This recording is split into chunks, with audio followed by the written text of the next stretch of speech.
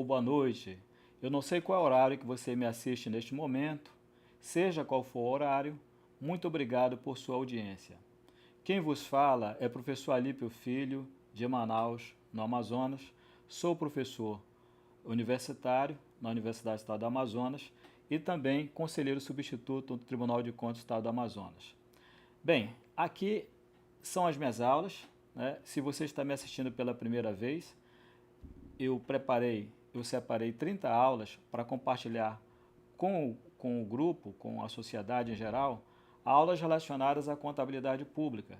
Então eu estou mostrando, através dela, como que as principais transações do setor público são contabilizadas por uma entidade governamental. Essa é a finalidade. São aulas 0800, são aulas que você pode assistir quantas vezes você quiser e são aulas também que você pode baixar o material. Tá? Então, eu não sei de onde é que você está me assistindo agora, do Amazonas ou fora do estado, mas qualquer que seja a região, você pode então buscar esse material. E aqui eu vou pedir para o Samuel colocar já aqui no vídeo o QR Code que vai te direcionar para o site das aulas. Nesse site você tem o acesso a todas as aulas por título e em cada título você vai buscar a aula gravada com o link para o meu canal no YouTube e também o material que você vai baixar diretamente. Esse material está em PDF e a sugestão é que, antes de assistir a aula, você então baixa esse material, imprima e quando for fazer a aula, quando for assistir a aula, você pode então reproduzir nesse material exatamente o que eu estou fazendo aqui no estúdio. Tá? Então, a gente transforma esse estúdio aqui numa sala de aula, numa mini sala de aula. Tá bom? Com isso, você vai ter um material para guardar, para arquivar e para consultar no futuro. Eu não sei qual é a finalidade que você me assiste.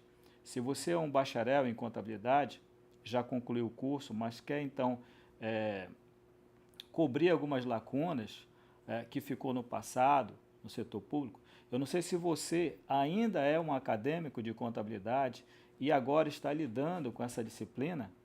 Também não sei se você precisa desses conceitos porque está se preparando para um concurso público ou se você já é um profissional da área e quer aprender mais sobre contabilidade pública. Muitas vezes, o profissional do setor público, ele tem uma visão particionada da contabilidade pública. Como assim? Às vezes ele trabalha no setor que apenas empenha a despesa, mas ele não sabe como é contabilizada a arrecadação da receita. Né? Então, existe essa situação. Ou então vice-versa, né? Ele trabalha no setor que apenas arrecada a receita, então ele sabe muito sobre a arrecadação da receita pública, mas carece de informações relacionadas ao pagamento ou à liquidação ou ao empenhamento dessa despesa. Então, as coisas acontecem assim no setor público, são todas fragmentadas. Aqui você vai ter uma visão geral de tudo. Então, a virtude do curso é exatamente essa, né? Te colocar em contato com o geral, para que você tenha uma ideia abrangente sobre como que a contabilidade estrutura, registra, discrimina, contabilmente falando, as transações, as operações que ocorrem no setor público. Então, essa é a nossa 14ª aula, no total de 30. Como eu falei, no site que você vai acessar via QR Code, você vai ter o título das contas, perdão, o título das aulas, e em cada título você vai buscar a aula gravada, juntamente com o material em PDF. Então, tudo 0800. O que a gente vai fazer na aula de hoje? Bem, nós vamos trabalhar com a contabilização da arrecadação da receita. Mas essa receita é uma receita que não tem vencimento previsto em lei, regulamento ou contrato. E essa receita ela não passa pelo estágio do lançamento. Na aula passada, eu foquei justamente, né, numa receita que é muito parecida com essa, que é a arrecadação da receita, em que existe um vencimento previsto em lei, regulamento ou contrato, conforme determinado lá no artigo 52 da Lei 4.320 de 64. Então eu vou trazer um pouquinho da aula passada na aula de hoje para você então perceber a diferença e a gente vai avançar então no registro contábil dessa modalidade de receita orçamentária. Bacana? Bem, como eu sempre faço, eu não posso deixar de agradecer às pessoas que me apoiam nesse projeto de compartilhar conhecimento com o Brasil. Primeiramente, meu amigo Elcimar Freitas, por me ceder o estúdio. Nós estamos gerando essas imagens a partir desse estúdio aqui, né, transformando esse estúdio numa sala de aula em que vocês são os alunos e eu sou o professor.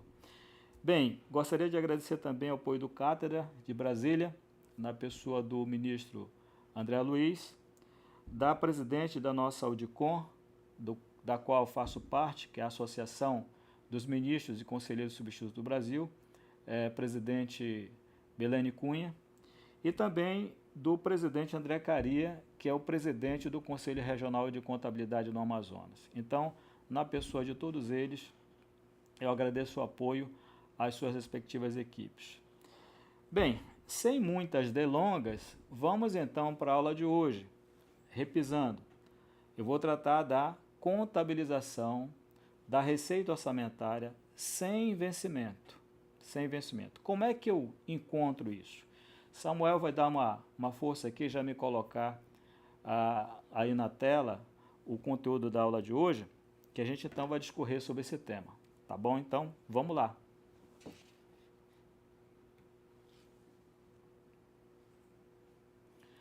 Então, pessoal, olha só. Qual é a pergunta que não quer calar? O que são receitas orçamentárias sem vencimento? Como é que eu posso entender isso? Mas as receitas orçamentárias, todas elas não têm vencimento?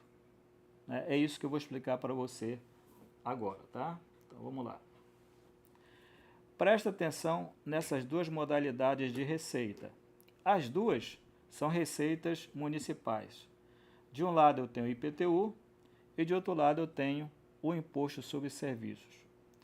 O IPTU, diferente do ISS, ele possui um vencimento, enquanto que o ISS não tem vencimento.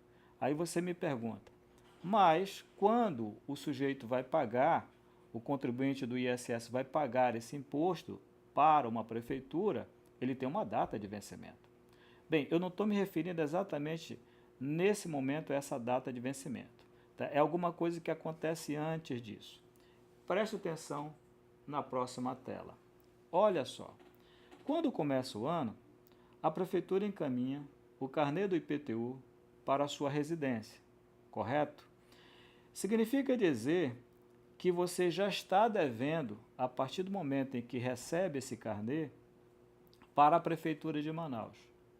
Veja que você não fez absolutamente nada, não desenvolveu nenhuma atividade econômica, não pagou, não registrou, não fez nada. Simplesmente a tua condição de contribuinte do IPTU te leva a se tornar também um devedor do IPTU perante a prefeitura. É essa a condição. Então, existem várias receitas orçamentárias que têm essa particularidade, que guardam essas características. Um outro exemplo são as transferências constitucionais e legais. Por exemplo, Fundo de Participação dos Estados, Fundo de Participação dos Municípios. Né? Então, esse recurso sai lá do governo federal, né, para, no caso aí, a prefeitura ou para um estado. Tudo bem? Então, na verdade, é como se a União devesse já esse valor para os estados e para os municípios. Né? E a prefeitura e o estado, nessa condição de credor ou de credores, tem que, então, fazer um lançamento contábil reconhecendo esse direito a receber, né? Que é o tema, o que foi o tema da aula passada, que eu tratei exatamente disso. Então, se você perdeu essa aula, vai lá no site das aulas, clica lá na terceira aula do terceiro módulo e você vai conhecer mais sobre essa modalidade de receita. Então, grosso modo, nesse caso aqui, é como se a prefeitura vendesse a prazo, tá? E aí tem o direito a receber pelo dinheiro, né? Pelo valor da venda. Então, a gente sabe, por exemplo, uma empresa, quando ela vende mercadorias a prazo, ela vai usar a conta créditos, duplicatas a receber, contas a receber, a conta clientes, e essa conta vai representar o direito da empresa em receber o recurso no futuro. É uma venda a prazo, em que há a entrega do produto, mas não há a contrapartida financeira naquele momento. Essa contrapartida vai acontecer no futuro. Então é mais ou menos isso que acontece com essas modalidades de receita no setor público. O dinheiro veio depois, porém, o ente federativo já tem que fazer o seu registro contábil, garantindo ou registrando o seu direito a receber do contribuinte. Bacana? De outro lado, nós temos aqui o ISS, que, de uma maneira clássica ou tradicional, é um imposto que não tem data de vencimento. Vou dizer por quê. Então, quando começa o ano, digamos que eu tenho lá o proprietário de um cinema, de uma rede de cinemas, tá? Diferentemente do que acontece com o IPTU, ele não recebe uma cobrança logo no início do ano, tá? Não recebe. Por quê? Porque para que ele seja cobrado, é preciso que haja uma coisa chamada fato gerador do imposto, tá? E para que ocorra o fato gerador do imposto, é preciso então que esse empreendedor realize alguma atividade econômica. E aqui eu estou colocando algumas dessas atividades, né? Deixa eu só frisar aqui. Por exemplo, ele vendeu alguns bilhetes para o seu público, né? E em torno ou sobre esse faturamento aqui, 20, 30, 40, 55. 55 unidades monetárias vai incidir então o ISS. Só que para que esse ISS incida, é preciso então que ele desenvolva uma atividade econômica cristalizada no ato de entrega do bilhete e receber a contrapartida financeira. Então, isso faz com que o ISS, nessa condição, nesse contexto, se torne diferente do IPTU. Deu para entender? Então, aqui eu não tenho uma receita que tenha um vencimento de imediato, quando começa o ano, diferentemente do IPTU. Aqui é preciso que o empreendedor realize alguma atividade econômica para então gerar esse imposto. Acontece a mesma coisa, por exemplo, com o imposto sobre a renda, com o IPI, né, com o ICMS. Então, essas categorias de receitas se enquadram nesse segundo plano aqui, em que não há como se saber qual é a data de vencimento. Só vai se saber depois que a mercadoria for circular, depois que o produto industrializado for ser transacionado, depois que o serviço for prestado. Então aqui está bem claro a diferença entre um e outro. Na aula de hoje eu vou tratar exatamente dessa condição aqui, pessoal. Olha só, do ISS, tá? É aqui que a gente vai trabalhar os registros contábeis. Eu vou mostrar para você, nesse caso, quando ou como que a contabilidade registra esses fatos. Vamos lá.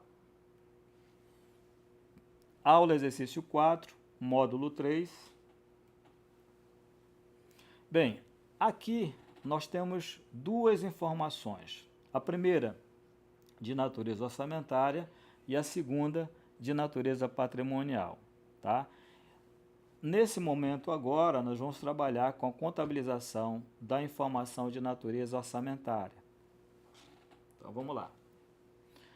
Bem, o que nós vamos contabilizar aqui? Tá? Deixa eu dar agora um corte, depois a gente volta para cá. Deixa eu apresentar uma coisa que eu ainda não apresentei para vocês, que é a nossa apostila de onde eu tirei esse print, tá? Então, lá naquele site das aulas que você viu lá agora no início, através daquele QR Code, você vai acessar esse material aqui, ó.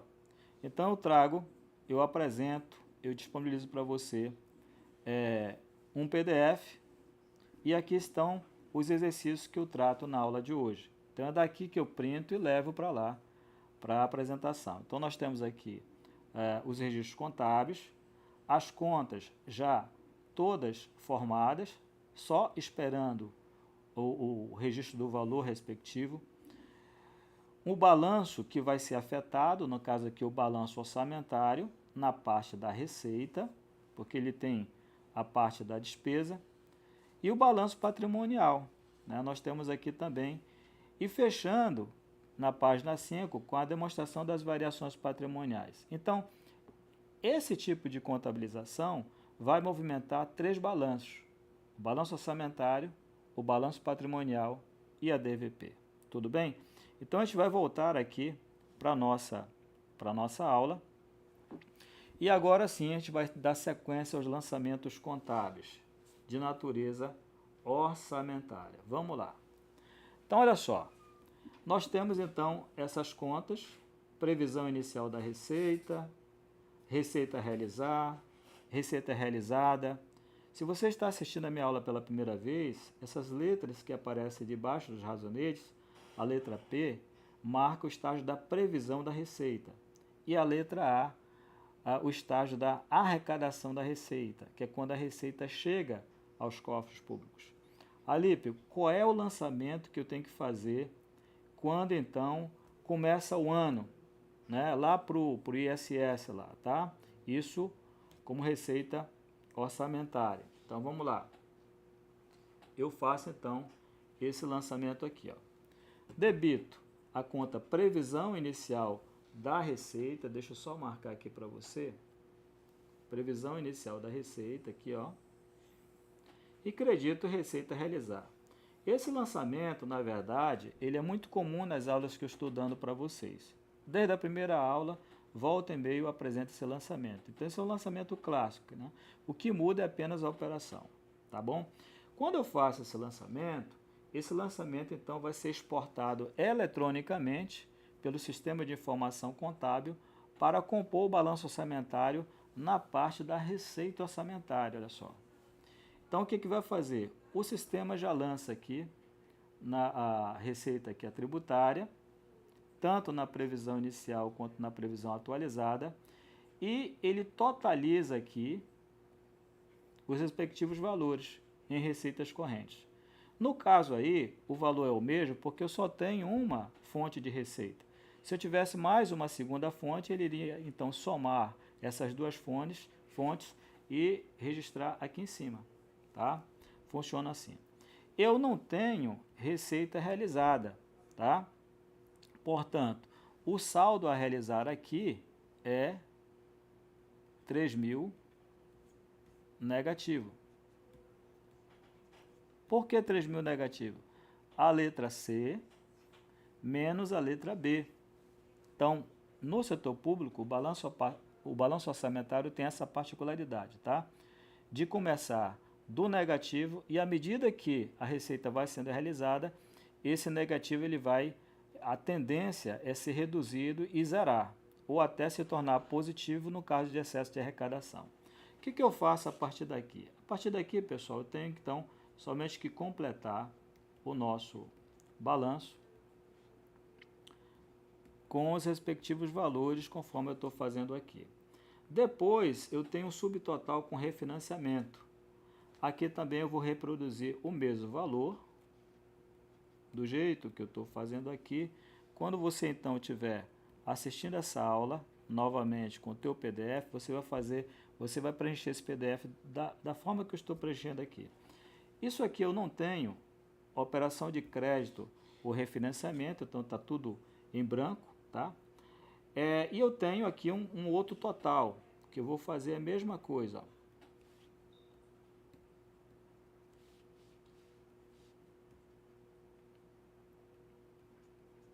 Então sai preenchendo isso aqui tudinho, tá?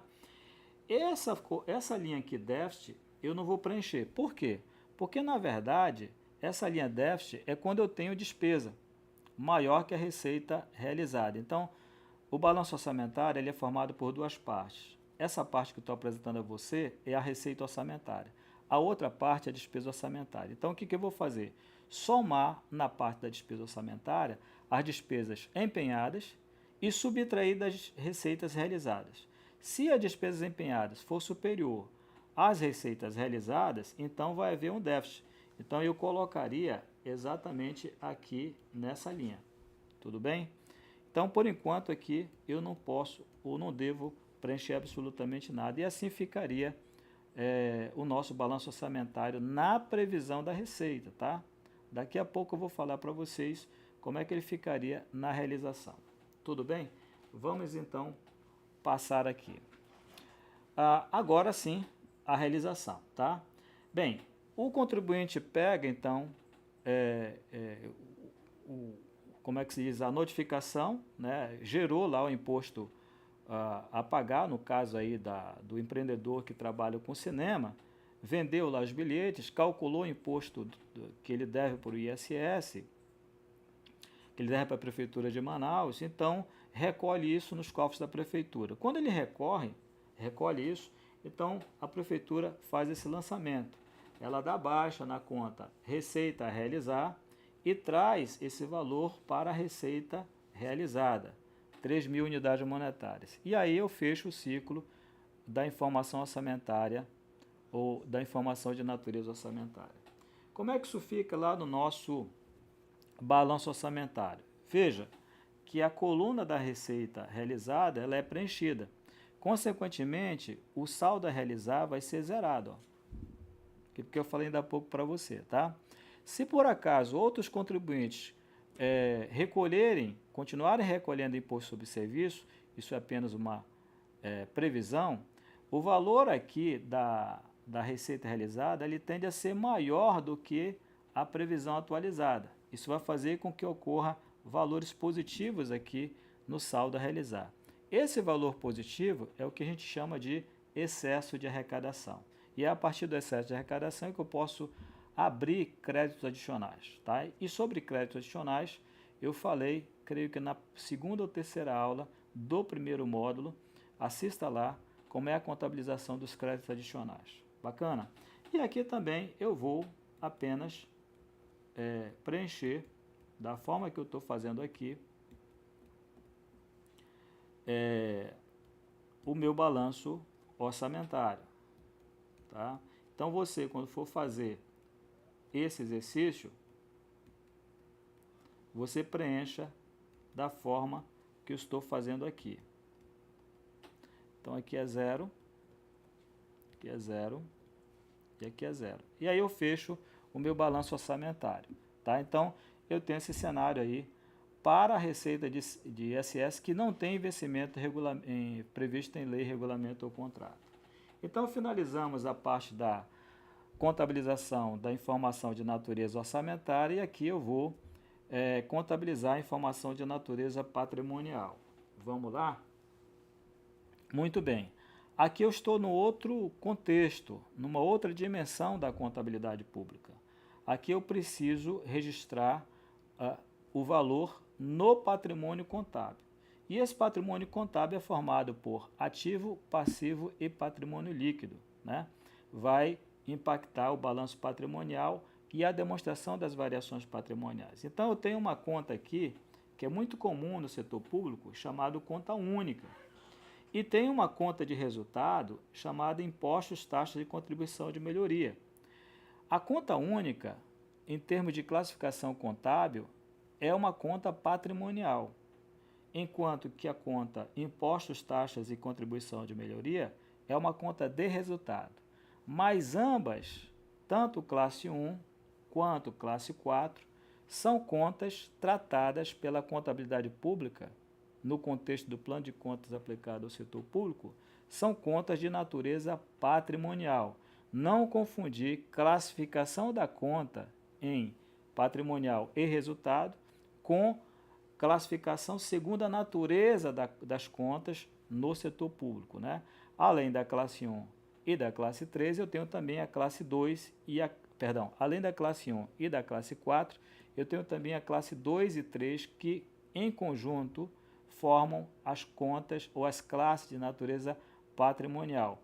Dá uma olhadinha na minha primeira aula que eu falo um pouco sobre o plano de contas aplicado ao setor público e aí eu estabeleço essas diferenças, tá? Então aqui eu tenho a conta única. No momento em que então o dono lá do empreendimento do cinema, né, da rede de cinema, recolhe o ISS para a prefeitura, então a contabilidade orçamentária dá baixa lá, tira de receita realizada para receita realizada, e a contabilidade patrimonial, ela então faz um segundo lançamento, um lançamento paralelo, que é esse que eu vou mostrar para você agora, tá? Eu debito conta única e credito impostos, taxas e contribuição de melhoria, tá? Esse é o lançamento que eu faço, tudo bem? Aqui eu tenho um fato modificativo aumentativo. Por quê? O meu balanço patrimonial, que até então apresentava um patrimônio líquido que era zero, só com essa única operação ele vai a 3.000, ó. Aqui, ó. Então eu tenho essa conta única aqui, somente voltando, ela vai refletir o saldo dessa conta aqui, tá? Só ela, tá? Só ela. Com isso eu não tenho mais nenhuma conta no ativo circulante, também não tenho no ativo não circulante, e eu fecho o total do ativo no valor de 3.000. O meu passivo circulante eu não tenho obrigação, como também não tenho no meu passivo não circulante, mas tenho um resultado acumulado no valor de 3.000, fechando aqui o total do passivo. Alípio, como é que eu chego, como é que aparece essa conta aqui, resultado acumulado? Aqui, gente, é um processo de encerramento do exercício no setor público. Deixa eu mostrar aqui rapidamente para você. Quando chega no final do ano, todas as contas classe 4 e classe 3 vão ser zeradas, da mesma forma que acontece no setor empresarial, em que eu preciso zerar as contas de receitas e de despesas. Muito bem. No setor público, ela tem uma particularidade. As contas que são equivalentes às receitas são chamadas de variações patrimoniais aumentativas. E as contas que são equivalentes às despesas, de variações patrimoniais diminutivas. No caso aqui, nessa operação, eu apenas gerei uma conta de natureza aumentativa, patrimonial aumentativa. No final do ano, então, ela vai aparecer com esse saldo aqui, credor, tá? Como é que eu zero essa conta? Aqui eu estou apresentando uma conta chamada superávit ou déficit do exercício. Superávit ou déficit do exercício, tá? Essa conta é uma conta transitória. A função dela é muito semelhante à conta resultado econômico do exercício, que é muito utilizado na contabilidade empresarial. Então, eu vou trazer o saldo dessa conta, impostos, taxas e contribuições de melhoria, para aqui, para essa outra conta, para superávit ou déficit do exercício. Como é que eu faço isso? No final do ano, então, eu dou um débito aqui, ó. Com isso, eu zero essa conta e dou um crédito aqui. Tá? Como essa conta é uma conta transitória, a conta permanente é essa aqui, ó, é aquela que a gente viu anteriormente, resultados acumulados, tá? Que é uma conta patrimonial que é classificada dentro do PL. Então depois eu tenho que zerar essa conta aqui, que é uma conta transitória, conforme eu disse, e trazer isso para cá. Então essa conta, ao apresentar saldo credor, significa que houve superávit no exercício. Superávit decorrente de quê? Do ingresso desse recurso lá na conta única. Então esses 3.000 é que vai aparecer aqui, ó, resultado acumulado. Tudo bem? Então, na verdade, essa conta resultado acumulado é uma conta destinatária do processo de encerramento do exercício, tendo como intermediária a conta superávit ou déficit do exercício. Bacana? Então, é isso que nós tínhamos em relação ao balanço patrimonial. Mas, Alipe, onde é que vai aparecer a conta de resultado? Essa que você acabou de zerar. Bem, o próprio sistema contábil no setor público vai exportar, veja esse saldo, veja esse título aqui, ó, impostos, taxas e contribuição de melhoria. Esse título veio exatamente daqui, ó, dessa conta aqui, ó. Então, é o mesmo título. Isso significa que ao registrar um valor aqui, ó, o sistema lê esse valor e exporta o saldo dessa conta para essa aqui, ó, e registra esse valor aqui, tá? Como eu não tenho nada aqui, nem aqui, nem aqui, nem aqui, nem aqui, então eu tenho um total de variações patrimoniais aumentativas de 3.000. E aí eu fecho a minha DVP na parte das variações aumentativas, né? Eu tenho uma segunda parte da DVP que é as variações patrimoniais diminutivas. Eu não tenho variações diminutivas aqui, tá? Somente aumentativas. Então, eu encerro a minha DVP dessa forma. Com isso, eu também encerro a aula de hoje. Espero que você tenha gostado dessa aula e já estou trazendo para você o QR Code aqui do meu canal no YouTube, que está aparecendo aqui na tela, tá? Então é só dirigir a câmera do seu celular, aparece esse QR Code, e também do meu Instagram, Professor Alipe Filho, que você pode me acompanhar por lá, tudo bem? Eu vou trazer em breve aqui também o acesso ao meu LinkedIn, tá?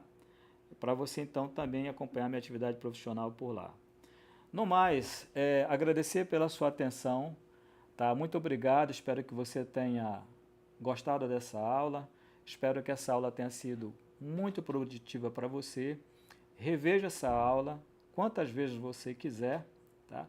E faça o exercício da forma que eu orientei, tá bom? Então, na próxima ou nas próximas aulas, nós vamos tratar do registro contábil, da antecipação das receitas orçamentárias, que é um papo muito interessante. Mais para frente, a gente vai trabalhar sobre registro contábil de contratos no setor público, tanto a administração pública como contratante, quanto a administração pública como contratada, e mais para frente ainda eu vou mostrar para você como que é contabilizado a execução de um contrato. Por exemplo, a execução de um contrato de conservação e limpeza, de obras públicas, um contrato de publicidade, como é que isso é contabilizado no setor público. Fique comigo nessas aulas que você vai ficar craque em contabilidade pública, tá bom? Desejo a todos um ótimo dia, uma ótima noite, uma ótima manhã, não sei qual horário que você me assiste agora, e nos encontramos numa próxima oportunidade. Forte abraço a todos, que Deus abençoe a todos. Muito obrigado.